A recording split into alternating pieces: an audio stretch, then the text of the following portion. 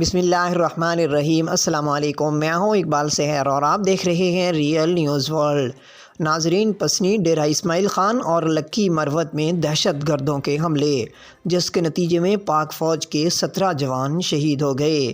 اطلاعات کے مطابق سیکورٹی فورسز کی ڈیرہ اسماعیل خان اور لکی مروت میں کارروائیوں میں 2 دہشت گرد بھی مارے گئے، جبکہ ان واقعات میں پاک فوج کے 17 جوان شہید ہوئے۔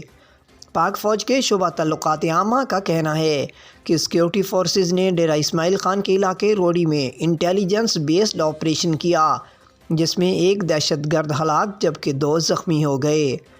ISPR کے مطابق ہلاک دہشت گرد کی شناخت کالعدم TTP کے خودکش بمبار اسامہ کے نام سے ہوئی، جو علاقے میں ایک ہائی پروفائل واقعے کی منصوبہ بندی کر رہا تھا۔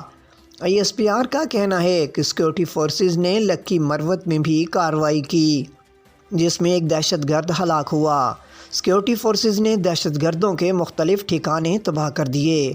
ISPR کے مطابق فائرنگ کے شدید تبادلے کے دوران نائک ظفر اقبال اور سپاہی حاجی جان نے بہادری سے لڑتے ہوئے جامِ شہادت نوش کیا۔ اس کے علاوہ ڈیرہ اسماعیل خان کے علاقے کراچی میں IED دھماکے میں حوالدار شاہد اقبال شہید ہو گئے۔ ISPR کے مطابق علاقے میں موجود دہشت گردوں کے خاتمے کے لیے کلیئرنس آپریشنز کیے جا رہے ہیں۔ پاکستان کی سیکورٹی فورسز دہشت گردی کے خاتمے کے لیے پرعزم ہیں۔ واضح رہے کہ اس سے پہلے بلوچستان کے علاقے پسنی سے اور ماڑا جانے والی سیکورٹی فورسز کی گاڑیوں پر دہشت گردوں کے حملے میں 14 فوجی جوان شہید ہو گئے تھے۔